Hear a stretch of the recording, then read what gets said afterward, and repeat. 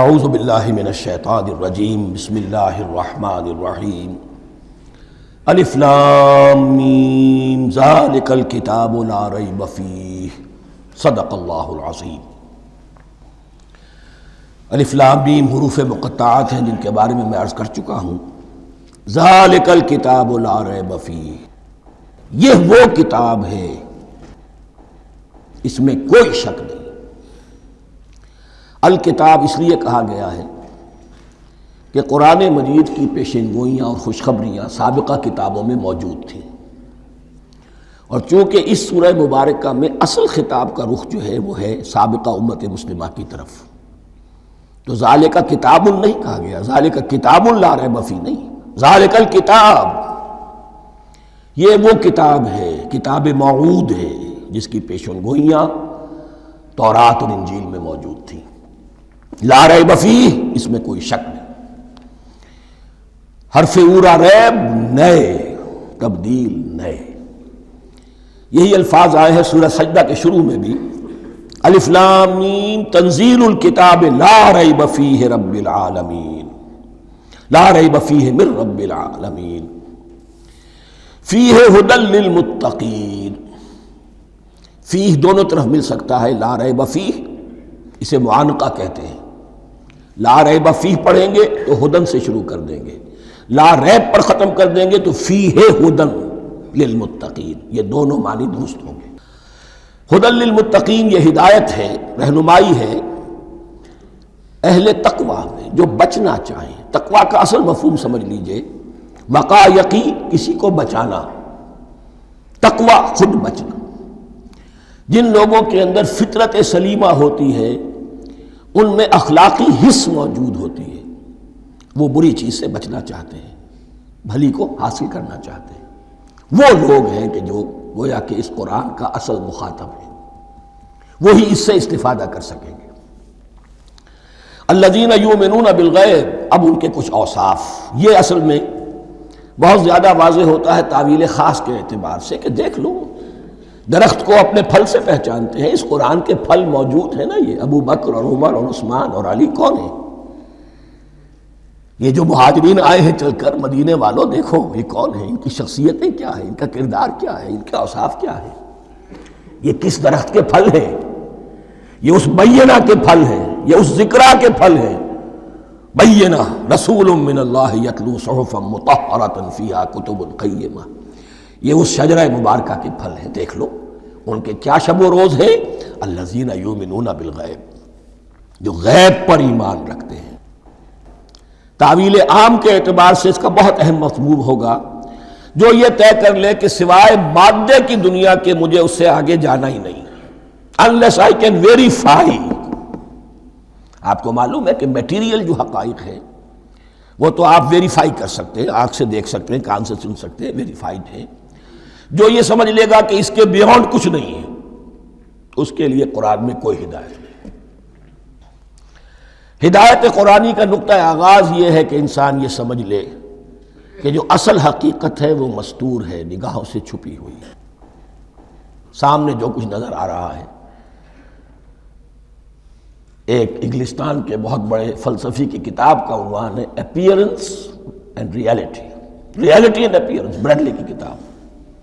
Appearance جو کچھ نظر آ رہا ہے یہ حقیقت نہیں، حقیقت اس کے پیچھے ہے۔ اور کنفیوشس کا ایک جملہ ہے جو بہت بڑا حکیم اور فلسفی تھا، چین کا بہت بڑا حکیم اور فلسفی، اور ہو سکتا ہے کہ نبی ہو، واللہ عالم، ہم کہہ نہیں سکتے۔ اس کی تعلیم بڑی اخلاقی تعلیم ہے، اور اس کا جملہ سنیے، یہ یؤمنون بالغیب کی اس سے زیادہ صحیح تشریح ممکن نہیں۔ There are certain things, there's nothing more real than what cannot be seen, and there's nothing more certain than what cannot be heard۔ وہ حقائق جو آنکھوں سے نہیں دیکھے جا سکتے اور کانوں سے نہیں سنے جا سکتے، ان سے زیادہ یقینی اور واقعی حقائق اور کوئی نہیں۔ There is nothing more real than what cannot be seen, and there is nothing more certain than what cannot be heard۔ الذین یؤمنون بالغیب، وَيُقِيمُونَ الصَّلَاةَ، نماز قائم کرتے ہیں، وَمِمَّا رَزَقْنَاهُمْ يُنْفِقُونَ، اور جو کچھ ہم نے انہیں دیا ہے اس میں سے خرچ کرتے ہیں، خیر میں، بھلائی میں، نیکی میں، ابناء نو کی حاجات کو رفع کرنے میں، لوگوں کی تکلیفیں دور کرنے میں، خود اللہ کے لیے، اللہ کی رضا جوئی کے لیے، اللہ کو قرض حسنہ دیتے ہوئے۔ والذین یؤمنون بما انزل الیک وما انزل من قبلک، اور وہ کہ جو ایمان رکھتے ہیں اس پر بھی جو آپ پر نازل کیا گیا ہے محمد صلی اللہ علیہ وسلم، اور اس پر بھی کہ جو آپ سے پہلے نازل کیا گیا۔ یہ بہت اہم الفاظ ہیں، اس لیے کہ عام طور پر آج کل ہمارے ہاں یہ خیال پھیلا ہوا ہے کہ یہ تورات اور انجیل کے پڑھنے کا کوئی فائدہ نہیں، کوئی ضرورت نہیں، کوئی ضرورت نہیں کی حد تک تو شاید بات صحیح ہو، لیکن کوئی فائدہ نہیں، یہ بالکل غلط ہے۔ یہ ابتدا ہے قرآن کی، اور کس قدر اہتمام کے ساتھ کہا جا رہا ہے۔ ایمان صرف قرآن پر نہیں، اس پر بھی کہ جو اس سے پہلے نازل کیا گیا۔ اور سورہ نساء کی آیت، اور سورہ نساء نازل ہوئی ہے کہیں جا کر سن 6 ہجری میں، یا ایھا الذین آمنوا آمنوا باللہ ورسولہ والکتاب الذی نزل علی رسولہ والکتاب الذی انزل من قبل۔ تو اس سے ایمان جو ہے تورات پر اور انجیل پر اور زبور پر اور صحف ابراہیم پر، اجمالی ایمان کی جو اہمیت ہے اس کو اچھی طرح سمجھ لیجیے۔ البتہ یہ ہے کہ چونکہ ہم سمجھتے ہیں اور جانتے ہیں کہ ان کتابوں میں تحریف ہو گئی ہے، لہذا ان کتابوں کی کوئی شے قرآن پر حجت نہیں ہوگی۔ جو چیز قرآن سے ٹکرائے گی ہم اس کو رد کر دیں گے، ان کتابوں کی کسی شے کو دلیل کے طور پر نہیں لائیں گے۔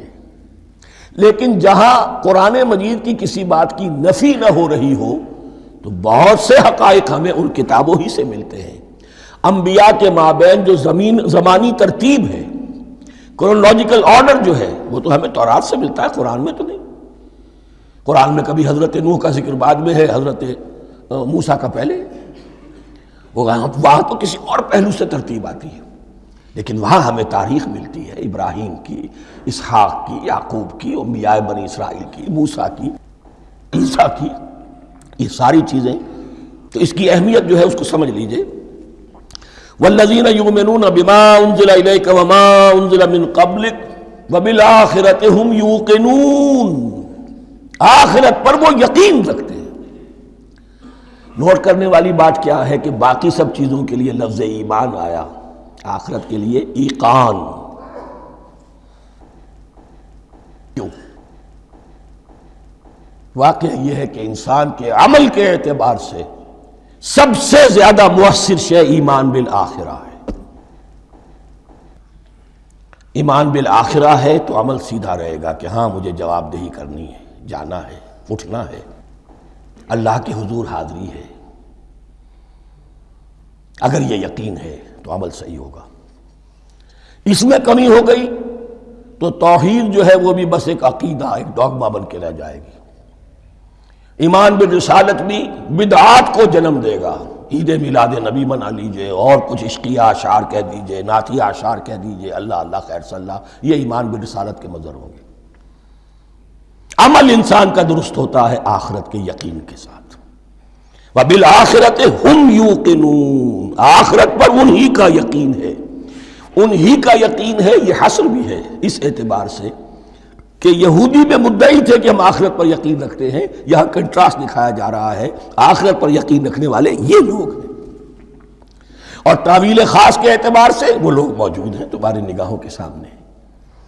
13 برس کی محنت کی کمائی محمد الرسول اللہ صلی اللہ علیہ وسلم کی، اس کتاب کی، یتلو علیہم آیاتہ ویزکیہم ویعلمہم الکتاب والحکمہ، اس کا جو نتیجہ ہے وہ تمہارے سامنے۔ اولئک علی ھدی من ربہم، یہ وہ لوگ ہیں جو اپنے رب کی طرف سے ہدایت پر ہیں۔ وہ ابتدائی ہدایت بھی ان کے پاس تھی، اور یہ تکمیلی ہدایت بھی، قرآن پر بھی ان کا یقین پورا ہے، اور محمد کا اتباع بھی وہ کر رہے ہیں۔ وَأُولَٰئِكَ هُمُ الْمُفْلِحُونَ، اور یہی وہ لوگ ہیں جو فلاح پانے والے ہیں۔ فلاح کا لفظ بھی قرآن مجید کی بڑی اہم اصطلاح ہے، منزل مراد کو پہنچ جانا، کسی باطنی حقیقت کا عیا ہو جانا۔ اسی لیے اس پر پھر گفتگو انشاءاللہ ہوگی سورہ مومنون کے شروع میں، لیکن یہ کہ فلاح پانے والے، کامیاب ہونے والے، اصل میں یہی لوگ ہیں۔ تو گویا کہ تعویل خاص میں صحابہ کرام کی طرف اشارہ ہو گیا، تعویل عام میں ہر شخص کو بتا دیا گیا اگر قرآن کی ہدایت سے مستفید ہونا ہے تو یہ اوصاف اپنے اندر پیدا کرو۔ اب دوسرا گروہ، ان الذین کفروا سواء علیہم انذرتہم ام لم تنذرہم لا یؤمنون، یقیناً جن لوگوں نے کفر کیا، اور یہاں مراد کیا ہے؟ جو کفر پر اڑ گئے ہیں۔ اس کو ہم تعویل عام میں نہیں لے سکتے، اس لیے کہ اگر تو ہم اس کو عام میں لے لیں گے تو اس کے معنی تو یہ ہوں گے جس شخص نے کسی وقت کفر کیا اب وہ ہدایت پر آ ہی نہیں سکتا۔ نہیں، یہ بات نہیں ہے۔ کوئی کفر میں ہے، وہ غالطے کی بنا پر ہے، عدم توجہی کی بنا پر ہے، حق اس پر واضح نہیں ہوا ہے اس لیے ہے، تو آپ اسے سمجھائیں گے، انذار و تبشیر سے اسے فائدہ ہو جائے گا، واعظ و نصیحت سے فائدہ ہو جائے گا۔ ایک وہ ہے کہ جو حق کو سمجھ کر پہچان کر اور پھر اڑ گئے، ضد کی وجہ سے، ہٹ دھرمی کی وجہ سے، تعصب کی وجہ سے، تکبر کی وجہ سے، حسد کی وجہ سے۔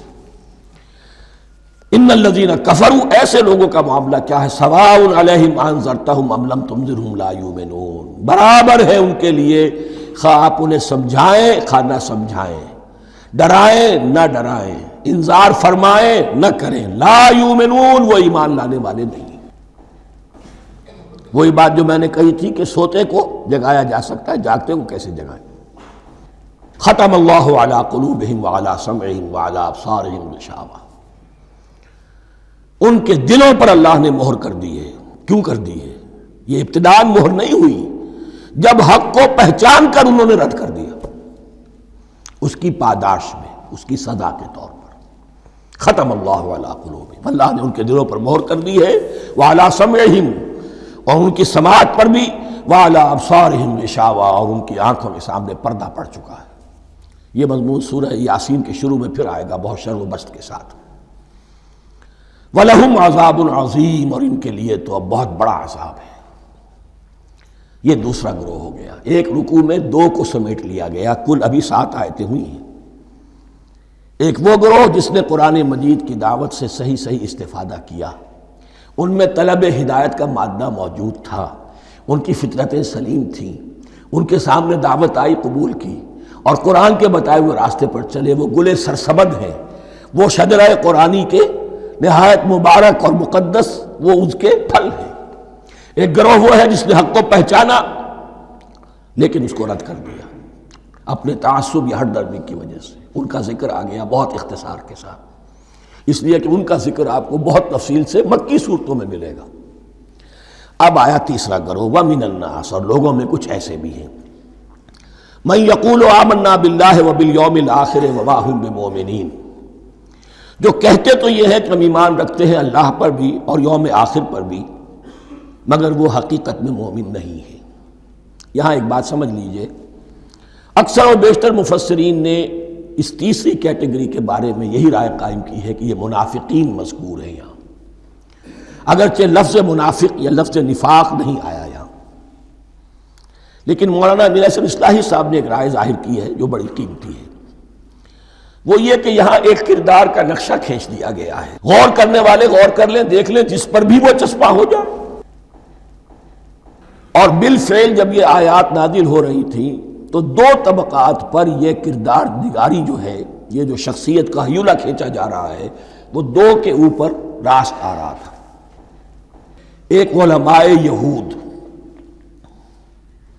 وہ بھی کہتے تھے کہ ٹھیک ہے محمد جو کہہ رہے ہیں ہم بھی اللہ کو مانتے ہیں، آخرت کو بھی مانتے ہیں، اسی لیے یہاں رسالت کا ذکر نہیں ہے۔ بھئی ہم محمد ہی کو نہیں مانتے نا صلی اللہ علیہ وسلم، باقی اگر 1.25 لاکھ نبی آئے ہیں تو باقی 1.25 لاکھ کو تو ہم مانتے ہیں، ایک محمد کو نہیں مانا، ایک عیسیٰ کو نہیں مانا، بس تو ہمیں بھی مانا جانا چاہیے کہ ہم بھی مسلمان ہیں۔ ایک یہ ان کی رائے ہے، اور واقعہ یہ ہے کہ یہاں اس طریقے کا تذکرہ ہو رہا ہے کہ جس سے ان کا کردار بھی جھلک رہا ہے، روح سخن ان کی طرف جا رہا ہے۔ مجھے یاد ہے اپنی 10ویں جماعت کے زمانے میں دہلی میں نے دیکھا تھا کہ ناٹ سرکس، وہاں کا ایک بڑی مارکیٹ ہوتی تھی، تو جوتے کی ایک دکان پہ ایک بہت بڑا جوتا لٹکایا ہوا تھا، بہت بڑا، اور لکھا تھا free to home it fits, جس کے پاؤں میں یہ ٹھیک ٹھیک آ جائے وہ لے جائے اس کو. تو یہ free to home it fits ہے، ایک کردار ہے. اب یہ کردار جس کے اوپر بھی فٹ بیٹھ جائے، ان میں یقیناً زیادہ تو غلبہ یہی ہے جو مفسرین کی رائے ہے، منافقین کا معاملہ جو ہو رہا ہے. لیکن یہ کردار بعین نہیں فٹ بیٹھ رہا ہے یہود کے علماء پر. اور یہ بھی نوٹ کر لیجئے کہ جو مدینہ منورہ میں نفاق کا جو پودا پروان چڑھا ہے، بلکہ پودا نہیں کہنا چاہیے، جھاڑ جھکاڑ جو پروان چڑھا ہے، وہ یہودیوں کے زیر اثر. جیسے جنگل کے اندر بڑے بڑے درخت بھی ہوتے ہیں اور اندر جو ہے نیچے جھاڑیاں بھی ہوتی ہیں. تو یہ نفاق کا جھاڑ جھکاڑ جو ہے وہ یہودی علماء کا جو پودا تھا، اور بہت بڑا تھا، اس میں کوئی شک نہیں، اس کے سائے میں پروان چڑھا ہے. ان دونوں میں معنوی ربط بھی ہے. وَمِنَ النَّاسِ مَن يَقُولُ آمَنَّا بِاللَّهِ وَبِالْيَوْمِ الْآخِرِ وَمَا هُم بِمُؤْمِنِينَ. اور لوگوں میں سے کچھ ایسے بھی ہیں جو کہتے تو یہ ہے کہ ہم ایمان رکھتے ہیں اللہ پر اور یوم آخر پر، لیکن وہ مومن نہیں ہیں. يُخَادِعُونَ اللَّهَ وَالَّذِينَ آمَنُوا وَمَا يَخْدَعُونَ إِلَّا أَنفُسَهُمْ. وہ دھوکہ دینے کی کوشش کر رہے ہیں اللہ کو اور اہل ایمان کو. دیکھیں یخادعون جو ہے یہ باب مفعلہ ہے. باب مفعلہ میں ایک کشمکش ہوتی ہے، کشاکش ہوتی ہے، لہذا ترجمہ میں نے کیا کوشش کر رہے ہیں. وما یخدعون الا انفسهم، یہ ثلاثی مجرد میں آ گیا. اور نہیں دھوکہ دے رہے مگر صرف اپنے آپ کو. یہ یقینی ہے اپنے آپ کو تو دھوکہ دے رہے ہو، لیکن یہ کہ اللہ اور اس کے رسول کو اور اللہ اور اہل ایمان کو دھوکہ نہیں دے سکتے. سورہ نساء کی آیت نمبر 142 میں یہ کھل کر منافقین کے بارے میں یہی الفاظ آئے ہیں. ان المنافقین یخادعون اللہ وہو خادعہم. یقیناً منافقین جو ہے وہ اللہ کو دھوکہ دینے کی کوشش کر رہے ہیں اور اللہ انہیں دھوکہ دے رہا ہے. وما یشعرون، انہیں اس کا شعور نہیں ہے. یہ بہت اچھی طرح نوٹ کر لیجیے. منافقین کی بھی اکثریت وہ تھی جنہیں اپنے نفاق کا شعور نہیں تھا. وہ اپنے تئیں سمجھتے تھے اپنے آپ کو مسلمان. وہ کہتے تھے یہ بے وقوف لوگ ہیں. محمد رسول اللہ کے بارے میں کہتے تھے یہ خام خواہ جو ہے انہوں نے لڑائی بھڑائی مول لے لی ہے اہل مکہ کے ساتھ، کیا ضرورت ہے، امن کے ساتھ جو ہے بات کرنی چاہیے. وہ سمجھتے تھے کہ ہم خیر خواہ ہیں، ہم بھلی بات کہہ رہے ہیں. یہ بے وقوف لوگ ہیں، دیکھتے نہیں کہ کس سے ٹکرا رہے ہیں، ہاتھ میں اسلحہ نہیں ہے اور لڑائی کے لیے جا رہے ہیں. تو بے وقوف تو یہ ہے. لیکن وہ سمجھتے تھے کہ ہم تو بڑے مخلص ہیں، ہم مصلح ہیں. تو ما یشعرون بہت ضروری ہے. بعض لوگ منافق ایسے بھی تھے کہ جو اسلام میں داخل ہی ہوتے تھے دھوکہ دینے کی خاطر، اور ان پہ پہلے دن سے واضح ہوتا تھا کہ ہم مسلمان نہیں ہیں، ہم نے اسلام کا لبادہ اوڑھا ہے صرف دھوکے کے لیے. اس کا ایک ذکر سورہ آل عمران میں آئے گا. لیکن اکثر و بیشتر منافقین دوسری طرح کے تھے جنہیں اپنے نفاق کا شعور حاصل نہیں تھا. فی قلوبہم مرض، ان کے دلوں میں ایک روگ ہے، بیماری ہے. یہ روگ اور بیماری کیا ہے؟ ایک لفظ میں اس کو تعبیر کیا جائے کردار کی کمزوری، ویکنس آف کیریکٹر. ایک شخص وہ ہوتا ہے کہ جو سمجھتا ہے یہ حق ہے، ہر سے بعد آباد، اب جو ہو سو ہو. ایک حق کو حق پہچان کر رد کر دیتا ہے، وہ کافر ہو گیا. ایک حق کو حق پہچان کر آیا تو صحیح، لیکن ویکنس آف کیریکٹر کی وجہ سے قوت ارادی کمزور ہے. آخرت بھی چاہتے ہیں، دنیا کو بھی ہاتھ سے دینے کو تیار نہیں. یہاں کا بھی کوئی نقصان نہ ہو اور آخرت کا بھی سارا بھلا میں مل جائے. یہ وہ لوگ ہیں در حقیقت کہ اس کو کہا روگ. فی قلوبہم مرض فزادہم اللہ مرضا. تو اللہ نے ان کے مرض میں اضافہ کر دیا. یہ اللہ کی سنت ہے. آپ حق پر چلنا چاہیں حق کا راستہ آپ کے لیے آسان کر دے گا. آپ برائی کی طرف جانا چاہیں بڑی سے بڑی برائی آپ کے لیے ہلکی ہوتی چلی جائے گی. کوئی خاص بات ہی نہیں، چلو یہ بھی کر گزرو، جب یہ کر لیا تو یہ بھی کر گزرو. اور اگر آپ بین بین لٹکنا چاہیں تو اللہ اسی پہ چھوڑ دیتا ہے. ٹھیک ہے، آپ سمجھتے ہیں ہم کامیاب ہو رہے ہیں، ہم نے مسلمانوں کو بھی دھوکہ دے لیا، وہ ہمیں مسلمان سمجھتے ہیں، اور یہودیوں کو بھی دھوکہ دے لیا، وہ سمجھتے ہیں کہ ہم ان کے ساتھی ہیں، تو سمجھا کامیاب ہو رہے ہیں. حقیقت میں کامیابی نہیں. فی قلوبہم مرض فزادہم اللہ مرضا ولہم عذاب علیم بما کانوا یکذبون. اور ان کے لیے تو دردناک عذاب ہے. عذاب عظیم کا لفظ آیا تھا اوپر کفار کے لیے. وَلَهُمْ عَذَابٌ عَظِيمٌ، 7ویں آیت ختم ہوئی، اور عذاب علیم کا لفظ آیا یہاں، ان کے لیے دردناک المناک عذاب ہے، بما کانوا یکذبون، بسبب اس جھوٹ کے جو وہ بول رہے تھے۔ وَإِذَا قِيلَ لَهُمْ لَا تُفْسِدُوا فِي الْأَرْضِ، اور جب ان سے کہا جاتا تھا مت فساد کرو زمین میں، مراد کیا ہے اس سے؟ کہ جب محمد کو مان لیا کہ اللہ کے رسول ہیں، اب ٹھیک ٹھیک پیروی کرو، ان کے پیچھے چلو، ان کا حکم ہے تو جنگ کے لیے نکلو، ان کی طرف سے تقاضا آتا ہے مال پیش کرو، اور اگر تم اس سے کتراتے ہو تو فساد مچا رہے ہیں، جماعتی زندگی کے اندر فتنہ اور فساد پیدا کر رہے ہیں۔ وَإِذَا قِيلَ لَهُمْ لَا تُفْسِدُوا فِي الْأَرْضِ قَالُوا إِنَّمَا نَحْنُ مُصْلِحُونَ، وہ کہتے تھے نہیں ہم تو صلح کرانے والے ہیں، اصلاح کرنے والے ہیں، ہم چاہتے ہیں لڑنا بھیڑنا کوئی اچھی بات نہیں ہے، ٹکراؤ تصادم یہ کوئی اچھے کام تھوڑا ہی ہے، بس ٹھنڈے ٹھنڈے دعوت دیتے رہو، جو چاہے قبول کر لے جو چاہے رد کر دے، خام خواہ یہ ٹکرانا اور یہ جنگ کرنا اور اللہ کے دین کو غالب کرنے کے لیے یہ قربانی دو اور یہ مصیبت جھیلو اور یہ مشقت برداشت کرو اور یہ چیز چھوڑو اور یہ ترک کرو، یہ کاہے کے لیے؟ وَإِذَا قِيلَ لَهُمْ لَا تُفْسِدُوا فِي الْأَرْضِ قَالُوا إِنَّمَا نَحْنُ مُصْلِحُونَ أَلَا إِنَّهُمْ هُمُ الْمُفْسِدُونَ وَلَكِنْ لَا يَشْعُرُونَ، آگاہ ہو جاؤ کہ وہی ہے مفسد، فساد پھیلانے والے، اس لیے کہ محمد رسول اللہ کی دعوت ہے زمین میں اصلاح کے لیے، اس اصلاح کے لیے کچھ آپریشن کرنا پڑے گا، مریض اس درجے کو پہنچ چکا ہے کہ آپریشن کے بغیر اس کی شفا نہیں ہوگی، اب اگر تم اس کے راستے میں رکاوٹ بنتے ہو تو در حقیقت تم فساد مچا رہے ہو، لیکن تمہیں اس کا شعور نہیں ہے۔ الا انہم ہم المفسدون ولکن لا یشعرون، پھر دیکھیے نوٹ کیجئے، شعور نہیں ہے، شعوری نفاق اور شے ہے، غیر شعوری نفاق ہے کہ جس کا یہ سارا تذکرہ ہو رہا ہے۔ وَإِذَا قِيلَ لَهُمْ آمِنُوا كَمَا آمَنَ النَّاسُ، اور جب ان سے کہا جاتا ہے ایمان لاؤ جیسے دوسرے لوگ ایمان لائے ہیں، آخر دیکھو دوسرے یہ اہل ایمان ہیں، جب بلاوا آتا ہے فوراً لبیک حاضر ہوتے، جو بھی ہو، یہ تم جو ہے آخر تم نے اور روش اختیار کی۔ وَإِذَا قِيلَ لَهُمْ آمِنُوا كَمَا آمَنَ النَّاسُ قَالُوا أَنُؤْمِنُ كَمَا آمَنَ السُّفَهَاءُ، وہ کہتے ہیں کہ کیا ہم ایمان لائے جیسے یہ بے وقوف لوگ ایمان لائے، انہیں تو اپنے نفع کی فکر، نہ نقصان کی فکر، نہ خطرات کا کوئی خیال، نہ اندیشوں کا کوئی گمان، جان جائے مال جائے، اولاد کو چھوڑ دیں، گھر بار چھوڑ کے آ گئے ہیں، ان سے بڑے بے وقوف کون ہوں گے؟ بال بچے چھوڑ آئے ہیں کفار مکہ کے رحم و کرم پر، سرداران قریش جو چاہے ان کے ساتھ کریں، تو یہ تو بے وقوف لوگ ہیں۔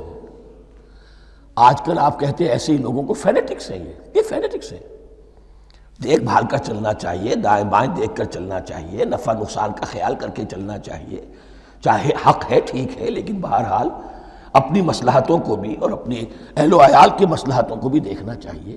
یہ لوگ تو معلوم ہوتا ہے کہ بالکل دیوانے ہو گئے، فینیٹکس ہو گئے۔ وَإِذَا قِيلَ لَهُمْ آمِنُوا كَمَا آمَنَ النَّاسُ قَالُوا أَنُؤْمِنُ كَمَا آمَنَ السُّفَهَاءُ أَلَا إِنَّهُمْ هُمُ السُّفَهَاءُ وَلَكِنْ لَا يَعْلَمُونَ، آگاہ ہو جاؤ کہ وہی بے وقوف ہیں لیکن انہیں علم نہیں ہے۔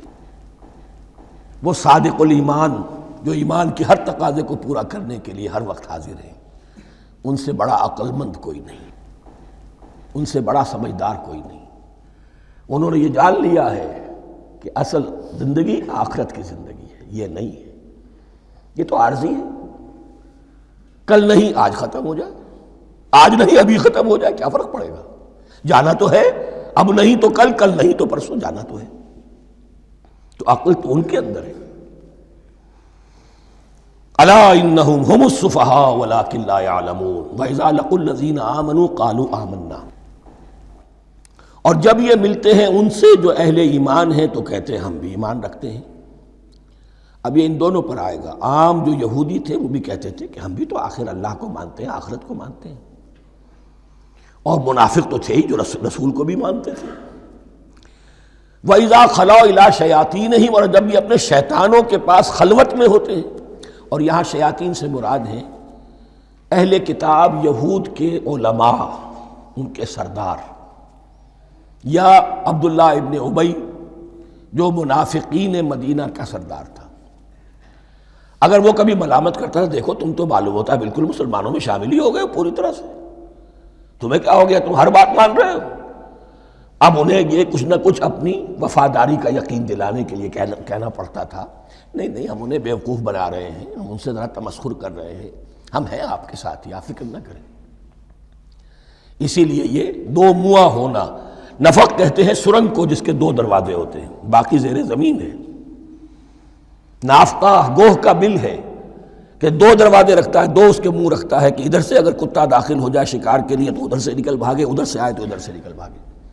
تو دو منہا انسان، یہ در حقیقت جس کو پھر سورہ نساء میں کہا گیا لا الہ ہؤلاء ولا الہ ہؤلاء، نہ ادھر کے ہیں نہ ادھر کے، مذبذبین بین ذالک، اس کے درمیان مذبذب ہو کر رہ گئے۔ یہ شیطان کا لفظ یہاں سمجھ لیجئے کہ اس کے دو رائے ہیں کہ یہ شطنہ سے بنا ہے یا شات سے بنا ہے، شین الف توئے یا شین تو نون۔ شطنہ کے معنی تباعدا، کو بہت دور ہو گیا، دور ہو گیا، شیطان سے مراد جو اللہ کی رحمت سے بہت دور ہو گیا۔ اور شاتا یشیتو کے معنی ہے احترق غضبا وحسدا، کوئی شخص غصے اور حسد کے اندر جل رہا ہو، وہ شاتا یشیتو ہے۔ اس سے فعلان کے وزن پر، رحمان کے وزن پر، غضبان کے وزن پر شیطان، یعنی وہ کہ جو حسد اور غضب کی آگ میں جل رہا ہے۔ تو یہ ایک تو شیطان وہ ہے کہ جو جنات میں سے ہے، جس کا نام عزازیل تھا پہلے، اب ہم اسے ابلیس کے نام سے جانتے ہیں، وہ ایک شیطان ہے، جنی ہے۔ پھر یہ کہ جو بھی اس کے پیروکار ہیں دنیا میں انسانوں میں سے ہوں یا جنات میں سے ہوں، وہ بھی شیاطین ہیں۔ اسی طرح اہل کفر، اہل زیغ کے جو بڑے بڑے سردار ہوتے ہیں، ان کو بھی شیطان سے تعبیر کیا گیا۔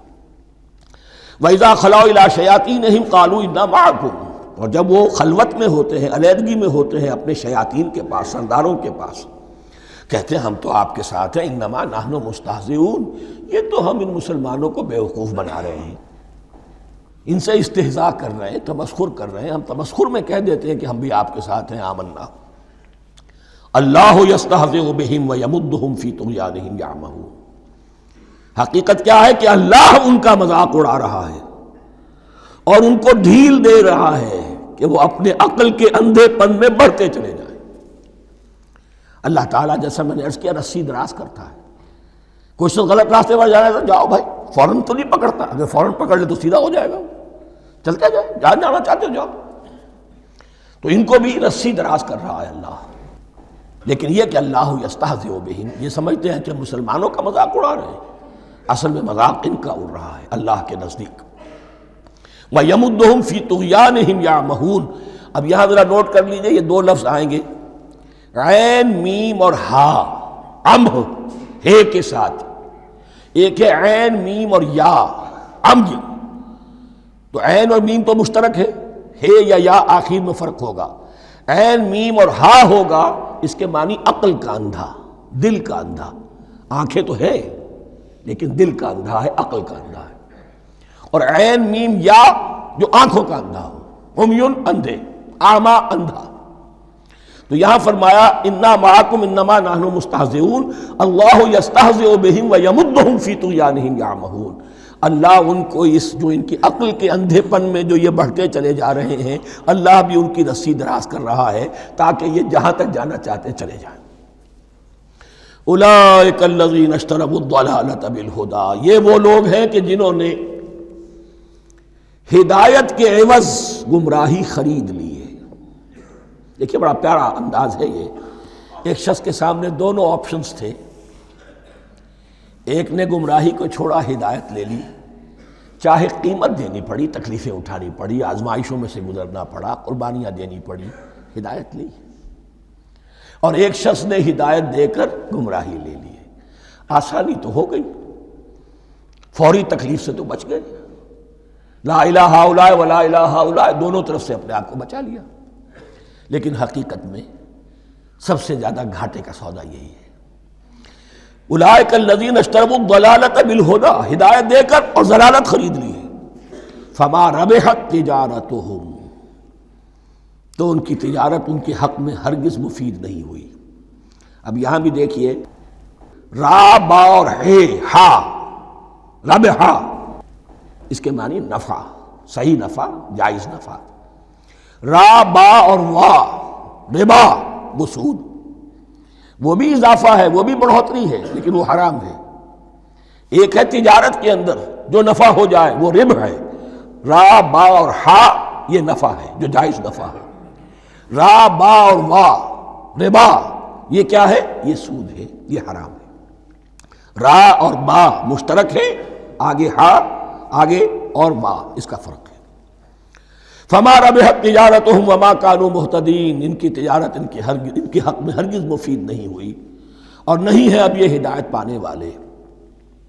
مثلہم، اب یہاں دو تمثیلیں آ رہی ہیں بڑی پیاری۔ پہلی تمثیل ہے کفار کے بارے میں، دوسری تمثیل ہے یہ بین والے لوگوں کے بارے میں۔ پہلوں کے لیے کیا تمثیل ہے؟ مثلہم کمثل الذی استوقد نارا، ان کی مثال اس شخص کی سی ہے جس نے آگ روشن کی۔ ایک نقشہ کھینچا جا رہا ہے، اندھیری شب ہے جدا اپنے قافلے سے ہے تو، تیرے لیے ہے میرا شعلہ نوا قندیل۔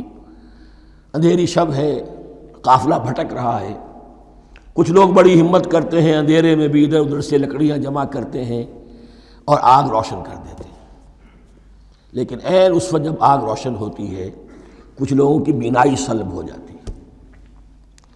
پہلے وہ اندھیرے میں اس لیے تھے کہ روشنی نہیں تھی، اب وہ اندھیرے کے اندھیرے میں رہ گئے کہ روشنی تو خارج میں آ گئی، اپنی اندر کی روشنی گل ہو گئی، بصارت سلب ہو گئی۔ یہ مثال ہے ان کفار کی کہ حضور کی آمد سے پہلے سب بھٹک رہے تھے، کوئی حقیقت واضح نہیں تھی، قافلہ انسانیت بھٹک رہا تھا اندھیری شب میں۔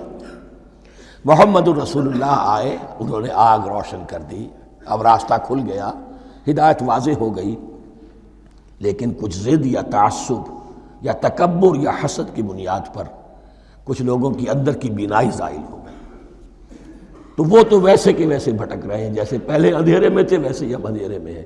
روشنی میں آنے والے تو وہ ہیں، دیکھ لو جن کا ذکر سب سے پہلے ہوا ہے۔ مثلہم کمثل الذی استوقد نارا، اس شخص کی سی ہے کہ جس نے آگ روشن کی۔ فلما اضاءت ما حولہ، جب اس آگ نے اپنے ماحول کو گردا گرد کو روشن کر دیا، ذہب اللہ بنورہم، اللہ ان کی نور بصارت کو لے گیا، سلب کر لیا اللہ نے۔ وترکہم فی ظلمات لا یبصرون، اور چھوڑ دیا انہیں ان اندھیروں کے اندر کہ وہ کچھ نہیں دیکھتے۔ صم بکم عمی فہم لا یرجعون، اسم کہتے ہیں بہرے کو، سم جمع ہے اس کی، سمن۔ اب کمو کہتے ہیں گونگے کو، بکمن اس کی جمع ہے۔ آما کہتے ہیں اندھے کو، عمیون اس کی جمع ہے۔ یہ بہرے ہیں، گونگے ہیں، اندھے ہیں، فہم لا یرجعون، اب یہ لوٹنے والے نہیں۔ یہ کون ہے؟ ابو جہل ہے، ابو لہب ہے، ولید بن مغیرہ ہے، عقبہ ابن ابی معیط ہے، یہ سب کے سب ابھی زندہ ہیں جب یہ آیات نازل ہو رہی ہیں۔ ابھی تو غزوہ بدر ہوگا سن 2 ہجری میں، اور اس میں یہ سب جو ہیں واصل جہنم ہوں گے، ابھی تک تو ہے نا۔ یہ لوگ ہو گئے اس کی مثال۔ وَمَثَلُهُمْ كَمَثَلِ الَّذِي اسْتَوْقَدَ نَارًا فَلَمَّا أَضَاءَتْ مَا حَوْلَهُ ذَهَبَ اللَّهُ بِنُورِهِمْ وَتَرَكَهُمْ فِي ظُلُمَاتٍ لَا يُبْصِرُونَ صُمٌّ بُكْمٌ عُمْيٌ فَهُمْ لَا يَرْجِعُونَ۔ اب دوسری مثال، أَوْ كَصَيِّبٍ مِّنَ السَّمَاءِ، یا بڑی زور کی بارش برس رہی ہے آسمان سے، فِيهِ ظُلُمَاتٌ، اس میں اندھیرے بھی ہیں، وَرَعْدٌ اور گرج ہے، وَبَرْقٌ اور بجلی چمک رہی ہے، یجعلون اصابعہم فی اذانہم من الصواعق حذر الموت، کچھ لوگ ہیں کہ جو اپنی انگلیاں اپنے کانوں کے اندر ٹھوسے ہوئے ہیں کہ وہ جو کڑک ہے اس سے ان کی جانیں نہ نکل جائیں، موت نہ آ جائے۔ کڑکا ایسا ہے کہ اس کڑکے سے بچنے کے لیے اپنی انگلیاں اپنی کانوں میں ٹھوس رکھی ہیں، حذر الموت، موت کے خوف سے۔ واللہ محیط بالکافرین، اللہ ایسے کافروں کا احاطہ کیے ہوئے ہیں، بچ کر کہاں جائیں گے۔ یکاد البرق یخطف ابصارہم، قریب ہے کہ بجلی ان کی نگاہوں کو لے جائے، ان کی بینائی کو سلب کر لے۔ کلما اضاء لہم، لیکن ہوتا کیا ہے، جب ذرا روشنی ہوئی تو چل لیے، مشوا فیہ، بجلی چمکی، کچھ نظر آ گیا دائیں بائیں تو کچھ تھوڑا سا چل لیے۔ وَإِذَا أَظْلَمَ عَلَيْهِمْ، اور جب تاریکی ان پر طاری ہو گئی، قاموا، کھڑے کے کھڑے رہ گئے۔ یہ نقشہ ہے ان کا کہ ایک طرف بارش ہو رہی ہے، قرآن مجید ہے، آسمان سے نازل ہو رہا ہے، یہ ماہ مبارکہ ہے، یہ کتاب مبارکن ہے، لیکن یہ کہ اس کے ساتھ کڑکے ہیں، گرج ہے، کفر سے مقابلہ ہے، کفر کی طرف سے دھمکیاں ہیں، اندیشے ہیں، خطرات ہیں، امتحانات ہیں، آزمائشیں ہیں۔ ذرا کہیں حالات کچھ بہتر ہوئے، کچھ جسے بریدنگ سپیس کہتے ہیں ملی، تو تھوڑا سا چل لیے، ہم بھی مسلمان ہیں، کوئی خاص موقع نہیں ہے، کسی جنگ کے لیے بلایا نہیں جا رہا ہے، تو بڑھ چڑھ کے باتیں کر رہے ہیں، اپنے ایمان کا اظہار بھی کر رہے ہیں۔ جیسے ہی کوئی آزمائش آئی، قاموا، ٹھٹک کر کھڑے کے کھڑے رہ گئے۔ وَلَوْ شَاءَ اللَّهُ لَذَهَبَ بِسَمْعِهِمْ وَأَبْصَارِهِمْ، اللہ چاہتا تو ان کی سماعت اور بصارت کو بھی سلب کر لیتا، لیکن اللہ کا قانون یہی ہے، جو جہاں رہنا چاہے اس نے آزادی ارادہ دی ہے انسان کو۔ تم اگر مومن صادق بن کر رہنا چاہتے ہو، اس کو آسان کر دے گا تمہارے لیے۔ تم نے اپنے تعصب کی وجہ سے، اپنے تکبر کی وجہ سے کفر کا راستہ اختیار کیا، اللہ اسی کو کھول دے گا۔ تم بیچ میں لٹکنا چاہتے ہو، لٹکتے رہو، اللہ تعالیٰ جو ہے جبرن کسی کو نہ حق پہ لائے گا، نہ جبرن کسی کو باطل پر لے کر جائے گا، اس لیے کہ جبر اگر ہو تو پھر امتحان کا معاملہ ختم، پھر جزا و سزا بیکار ہے، غیر منطقی ہے، غیر معقول ہے۔ ان اللہ علی کل شیء قدیر، یقیناً اللہ تعالیٰ ہر چیز پر قادر ہے۔ یہ دو رکوع اس اعتبار سے کہ انسانی شخصیتوں کا سمجھنا، اور جیسا کہ میں نے عرض کیا، تعویل عام ذہن میں رکھیے، جب بھی کبھی کوئی دعوت حق اٹھے گی، اگر وہ واقعتاً کل کے کل حق کی دعوت ہے اور اس میں انقلابی رنگ ہے کہ باطل سے پنجہ آزمائی کرنی ہے، باطل کو نیچا دکھانا ہے، حق کا غلبہ کرنا ہے، تو یہ تین قسم کے افراد لازماً ہمیشہ وجود میں آ جائیں گے۔ ان کو پہچاننا، ان کے کردار کی جو اصل جو اس کے پیچھے پس منظر ہے، اس کو جاننا بہت ضروری ہے۔ اب جو تیسرا رکوع آ رہا ہے سورہ بقرہ کا، اس میں قرآن کی دعوت کا خلاصہ ہے۔ قرآن کیا ماننے کی دعوت دیتا ہے، اس کی پکار کیا ہے۔ جیسا کہ میں عرض کر چکا ہوں، 2/3 قرآن پہلے نازل ہو چکا ہے، پس منظر میں ہے۔ ہمارے لیے اس ترتیب مصحف کے اعتبار سے وہ قرآن بعد میں آئے گا، ترتیب نزول کے اعتبار سے وہ پس منظر میں موجود ہے،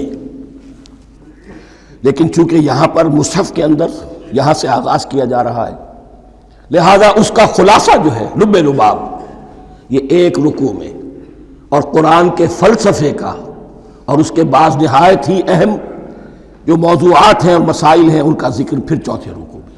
ابھی ہم تیسرا رکوع پڑھ رہے ہیں۔ یا ایھا الناس اعبدوا ربکم الذی خلقکم والذین من قبلکم لعلکم تتقون، اے لوگو بندگی اختیار کرو اپنے اس رب کی، اپنے اس مالک کی جس نے تمہیں پیدا کیا، اور نہ صرف تم کو پیدا کیا، تم سے پہلے جتنے لوگ گزرے انہیں بھی پیدا کیا تاکہ تم بچ سکو۔ یہ قرآن کی دعوت کا خلاصہ ہے، اور یہ نوٹ کر لیجئے، یہ تمام انبیاء اور رسل کی دعوت یہی تھی۔ ہم جب پڑھیں گے سورہ اعراف پڑھیں گے، سورہ شعراء پڑھیں گے، ایک ایک کا نام لے کر، ان اعبدوا اللہ واطیعون، ہر رسول کی دعوت یہ تھی، اللہ کی بندگی کرو، میری اطاعت کرو۔ یا قوم اعبدوا اللہ ما لکم من الہ غیرہ، اے میری قوم کے لوگوں اللہ کی بندگی کرو، تمہارا کوئی الہ اور معبود اس کے سوا نہیں ہے۔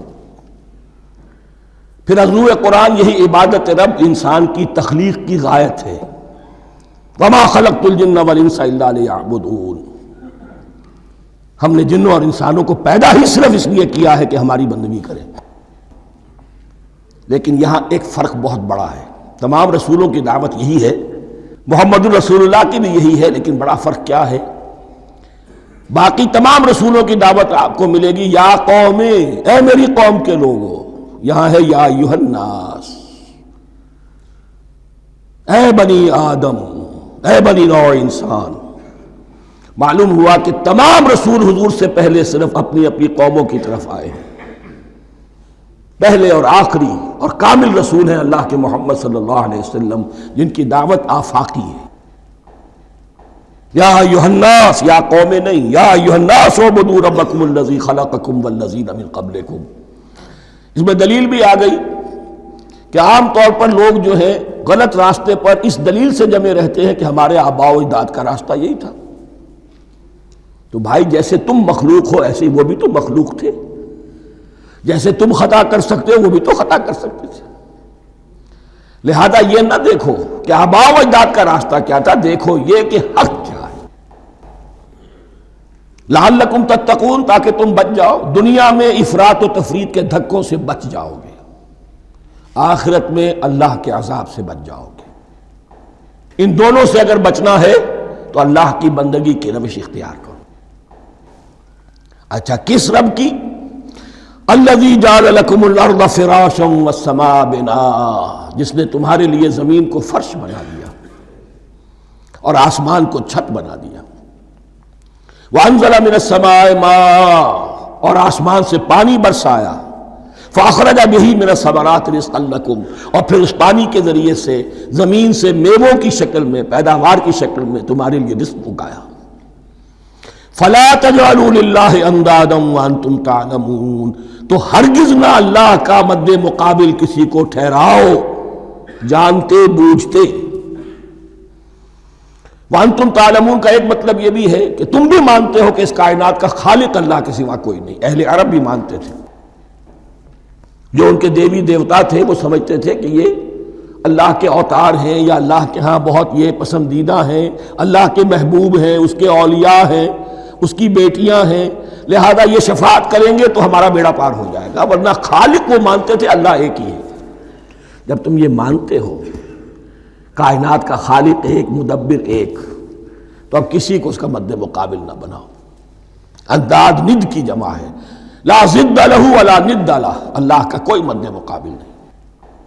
اس میں یہاں تک بات ہے کہ حضور اس درجے، اس توحید کی باریکیوں تک پہنچا کر گئے ہیں اس امت کو کہ کسی صحابی نے ایسے ہی کہہ دیا ما شاء اللہ و ما شئت، جو اللہ چاہے اور جو آپ چاہیں۔ حضور نے فوراً ٹوک دیا اجعلتنی للہ ندا، کیا تو نے مجھے اللہ کا مد مقابل بنا دیا ہے؟ اس کائنات میں مشیت صرف ایک کی چلتی ہے، کسی اور کی مشیت اس کی مشیت کے تابع پوری ہو جائے ہو جائے، لیکن مشیت مطلقہ صرف اس کی ہے۔ یہاں تک کہ حضور سے فرمایا گیا کہ اے نبی آپ کے لیے یہ ممکن نہیں ہے جسے چاہے ہدایت دے دیں، انک لا تہدی من احببت ولکن اللہ یہدی من یشاء۔ اگر یہ اختیار میں ہوتا تو ابو طالب دنیا سے بغیر ایمان لائے نہ جاتے۔ فلا تجعلوا للہ اندادا وانتم تعلمون۔ اب ان دو آیتوں میں تو یوں سمجھیے توحید نظری بھی اور توحید عملی بھی۔ توحید عملی کیا ہے؟ بندگی صرف اسی کی ہو۔ اب آیا ہے رسالت کا معاملہ، وَإِن كُنتُمْ فِي رَيْبٍ مِّمَّا نَزَّلْنَا عَلَىٰ عَبْدِنَا، اگر تمہیں رسالت محمدی پر شک ہے صلی اللہ علیہ وسلم، اس کے کیا معنی ہے؟ کہ تمہیں اس قرآن کے بارے میں شک ہے جو ہم نے اپنے بندے پر نازل کیا ہے۔ اگر ہے شک فی الواقع، وَإِن كُنتُمْ فِي رَيْبٍ، اگر تمہیں واقعتاً شک ہے مما نزلنا علی عبدنا، اس پر جو ہم نے اپنے بندے پر نازل فرمایا ہے، فاتوا بسورۃ من مثلہ، تو لے آؤ اس جیسی ایک ہی صورت۔ یہ ہم کل پوری تفصیل سے دیکھ چکے ہیں کہ برسبیل تنزل یہاں پہنچے ہیں۔ پہلے دو آیتیں میں نے آپ کو سنائی تھی جس میں پورے قرآن کی مثال لانے کا چیلنج کیا گیا، پھر ایک آیت سنائی جس میں 10 صورتیں ہی لے آؤ، اب آخری درجے میں ایک صورت ہی بنا لا، اور ایک صورت تو سورۃ العصر کے مساوی بھی ہو سکتی تھی، سورۃ الکوثر کے مساوی بھی ہو سکتی تھی۔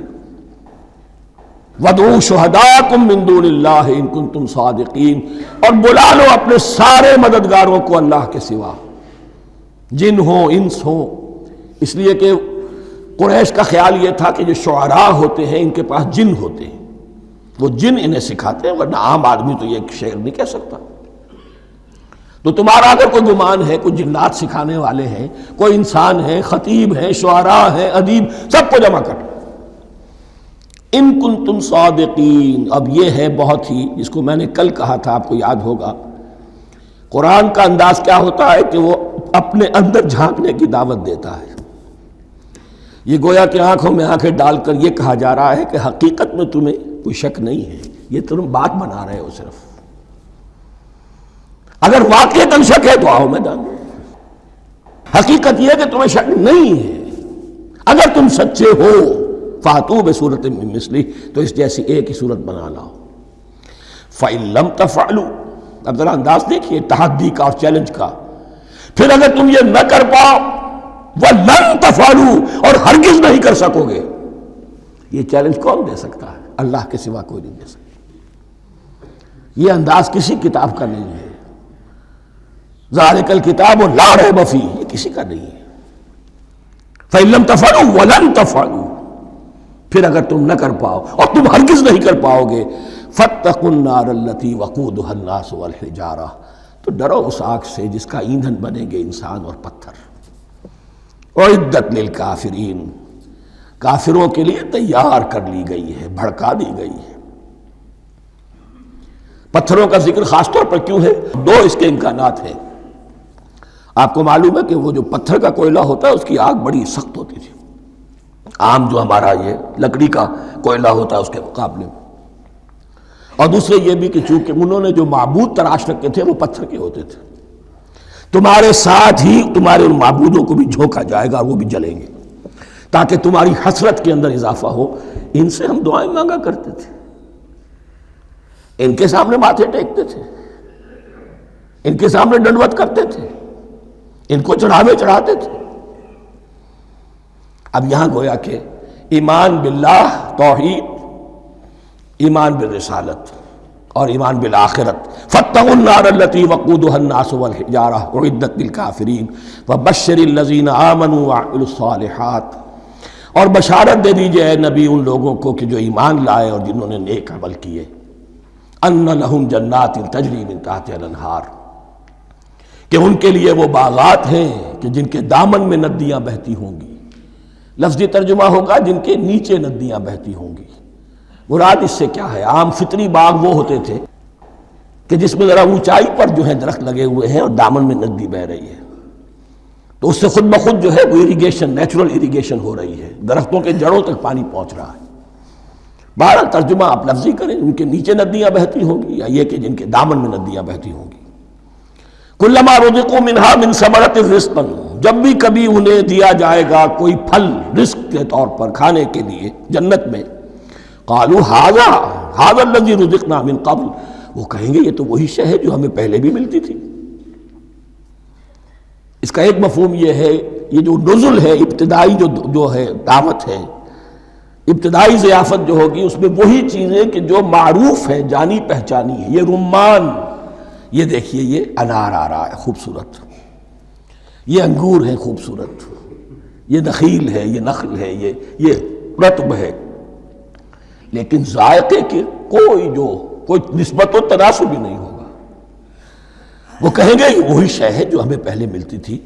وَأُتُوا بِهِ مُتَشَابِهًا، مشابہ تو ہوگی وہ، لیکن ان کے ذائقے میں زمین و آسمان کا فرق ہوگا. اور ایک یہ بھی مفہوم لیا گیا کہ آخرت میں جنت میں بھی وہی میوے ملتے رہیں گے، لیکن ان کا ذائقہ بدلتا رہے گا. شکل وہ ہوگی لیکن ذائقہ وہ نہیں رہے گا کہ جس سے انسان کی بھی طبیعت بڑھ جاتی ہے ایک ہی شے کو کھاتے ہوئے. وَلَهُمْ فِيهَا أَزْوَاجٌ مُطَهَّرَةٌ، اور ان کے لیے ہوں گے اس میں بہت ہی پاک باز، نہایت پاک کی ہوئی بیویاں ہوں گی. أَزْوَاجٌ مُطَهَّرَةٌ وَهُمْ فِيهَا خَالِدُونَ، اور اس میں رہیں گے ہمیشہ ہمیش. یہ تو تین جو اصول ہیں دین کے دعوت ایمان، توحید اور رسالت اور معاد، ایمان باللہ، ایمان بالرسول، ایمان بالآخرہ. اب ذرا کچھ ضمنی مسائل ہیں کہ جو بعض کفار کی طرف سے، بعض معترضین کی طرف سے پیش ہوتے تھے، وہ کبھی بھی اس چیلنج کا مقابلہ تو نہ کر سکے، میدان میں تو نہ آ سکے. یہ بالکل ایسی بات ہے جیسے کسی مصور کی تصویر پر اعتراض کرنے والے تو بہت تھے. جب کہا گیا کہ ذرا یہ لیجئے قلم، اس کو ٹھیک کر دیجئے، یہ برش آپ کے ہاتھ میں دیتا ہوں، اب سب پیچھے ہٹ گئے. تو کوئی صورت قرآن کے مقابلے میں لانا وہ تو ان کے لیے ممکن نہیں تھی، لیکن ادھر ادھر سے اعتراضات کرنے کے لیے جو زبانیں کھلتی تھی ان میں سے ایک اعتراض نقل کیا جا رہا ہے۔ وہ یہ تھا کہ وہ کہتے تھے کہ قرآن مجید میں مکھی کی تشبیہ آئی ہے، یہ تو بڑی حقیر سی شے ہے، اعلیٰ کلام ہو اور اعلیٰ متکلم ہو وہ ایسی حقیر چیزوں کا تذکرہ نہیں کرتا۔ بیت العنکبوت مکڑی کا بھی ذکر ہے قرآن میں، اتنی حقیر شے کا، یہ کوئی اعلیٰ کلام نہیں۔ اس کا جواب دیا جا رہا ہے کہ اصل میں کہیں تشبیہ بیان کرنی ہے، تمثیل بیان کرنی ہے تو دیکھنا یہ کہ جس شے کے لیے تشبیہ دی جا رہی ہے اس کی مناسبت والی شے ہو۔ شے کوئی بہت حقیر ہے تو کسی عظمت والی شے سے آخر کیسے تشبیہ دی جائے گی؟ وہ تو کسی حقیر شے سے ہی تشبیہ دی جائے گی تو جو اصل مقصد ہے تشبیہ کا وہ پورا ہوگا۔ ان اللہ لا یستحیی ان یضرب مثلا ما بعوضۃ فما فوقہا، اللہ تعالیٰ کو تو اس میں کوئی جھجک نہیں ہے، کوئی شرم نہیں ہے کہ وہ مچھر کی مثال بیان کرے، تو اس سے اوپر، اب یا فوقہا میں دونوں معنی ہو جائیں گے، یعنی کمتر اور حقیر ہونے میں اس سے بھی بڑھ کر، یا یہ کہ اس سے اوپر کی کوئی شے اس کی مثال دینے میں اللہ کو کوئی جھجک نہیں، اس لیے کہ مکھی بھی بہرحال مچھر سے تو ذرا بڑی شے ہے۔ اس معنی میں بھی ہو سکتا ہے فوقہا، اور فوقہا اس معنی میں بھی کہ اس سے بھی حقیر ہونے میں اس سے بھی بڑھ کر۔ فَأَمَّا الَّذِينَ آمَنُوا فَيَعْلَمُونَ أَنَّهُ الْحَقُّ مِن رَّبِّهِمْ، تو جو لوگ صاحب ایمان ہیں وہ جان لیتے ہیں کہ یہ حق ہے ہمارے رب کی طرف سے۔ وَأَمَّا الَّذِينَ كَفَرُوا، اور جنہوں نے کفر کیا ہے، فَيَقُولُونَ مَاذَا أَرَادَ اللَّهُ بِهَذَا مَثَلًا، یہ کیا مثال اللہ نے دی، کیا ارادہ ہوا اللہ کا اس مثال کے ذریعے سے، ناک منہ چڑھا رہے ہیں، اعتراض کر رہے ہیں۔ اب جو آ رہا ہے اگلا جملہ وہ ہے بہت اہم، یضل بہ کثیرا ویہدی بہ کثیرا، اسی کے ذریعے سے اللہ بہتوں کو ہدایت دیتا ہے اور اسی کے ذریعے سے بہتوں کو گمراہ کرتا۔ معلوم ہوا کہ ہدایت اور گمراہی اور ہدایت اور ضلالت انسان کی سبجیکٹو کنڈیشن کے اوپر دار و مدار ہے اس کا۔ آپ کے دل میں خیر ہے، بھلائی ہے، نیت صحیح ہے، طلب ہدایت، طلب علم، اس میں آپ سچے ہیں، آپ کو ہدایت مل جائے گی۔ دل میں زیغ ہے، کجی ہے، نیت میں ٹیڑھ ہے، فساد ہے، تو اسی کے ذریعے سے اللہ آپ کی گمراہی میں اضافہ کر دے گا۔ یضل بہ کثیرا ویہدی بہ کثیرا، لیکن اللہ کا یہ کسی کو ہدایت دینا اور کسی کو ضلالت دینا علل ٹپ نہیں ہے، کسی قاعدے اور قانون کے بغیر نہیں ہے۔ وما یضل بہ الا الفاسقین، نہیں گمراہ کرتا وہ اس کے ذریعے سے مگر صرف سرکش لوگوں کو، جن میں سرکشی ہے، تعلی ہے، تکبر ہے، اور ان کے اوصاف کیا ہے؟ الذین ینقضون عہد اللہ من بعد میثاقہ، جو توڑ دیتے ہیں اللہ کے ساتھ کیے ہوئے عہد کو، اور سب سے بڑا عہد یہ سورہ اعراف میں چل کر آئے گا، عہد الست۔ عالم ارواح میں ہم عہد الست کر کے آئے، الست بربکم قالوا بلا، کیا میں ہی نہیں ہوں تمہارا رب؟ تمام ارواح نے، میں بھی تھا، آپ بھی تھے، سب تھے، کل انسان، جتنے انسان دنیا میں آج تک آ چکے ہیں وہ بھی تھے، اور جو آنے ہیں ابھی قیامت تک وہ بھی تھے، لیکن تھے صرف ارواح کی شکل میں، جسم نہیں تھے۔ اور یہ میں آپ کو بتا چکا ہوں، مکمل وجود ہے انسان کا روحانی وجود۔ اولاً تخلیق اس کی ہوئی تھی، اسی سے آگے چل کر ایک بہت فلسفے کا بہت گہرا مضمون آ رہا ہے آگے چل کر۔ وہ جو عہد الست الست بربکم قالوا بلا، انہوں نے اس عہد کو توڑا، اللہ کو اپنا مالک اور خالق اور اپنا حاکم جاننے کی بجائے خود حاکم بن کر بیٹھ گئے۔ الیس لی ملک مصر، کیا مصر کی بادشاہی میری نہیں ہے؟ I am the sovereign, we are sovereign, popular sovereignty, بغاوت، سرکشی، فاسق۔ وما يضل به الا الفاسقين الذين ينقضون عهد الله من بعد ميثاقه ويقطعون ما امر الله به ان يوصل، اور کاٹتے ہیں وہ چیز جسے اللہ نے جوڑنے کا حکم دیا ہے۔ اللہ نے صلہ رحمی کا حکم دیا ہے، یہ قطع رحمی کرتے ہیں۔ مال کی طلب میں بھائی بھائی کو ختم کرتا ہے، اس کے مال کو ہتھیانے کے لیے، اپنی ذاتی اغراض کے لیے تمام اخلاقی حدود جو ہے انسان پسو پیش ڈال دیتا ہے، اپنا تکبر، اپنے لیے تعلی۔ الذین، آپ دیکھیے نوٹ کیجئے، اس میں ہماری شریعت کا فلسفہ یہ ہے، ایک تعلق ہے اللہ کا بندے کے ساتھ، حقوق اللہ، ایک ہے بندوں کا بندوں کے ساتھ، حقوق العباد۔ اللہ کا حق کیا ہے؟ اسے حاکم اور مالک، اور حاکم سمجھو، الملک سمجھو، خود اس کے بندے بنو۔ انسانوں کا حق کیا ہے؟ کونوا عباد اللہ اخوانا، سب آپس میں بھائی بھائی اللہ کے بندے بن جاؤ۔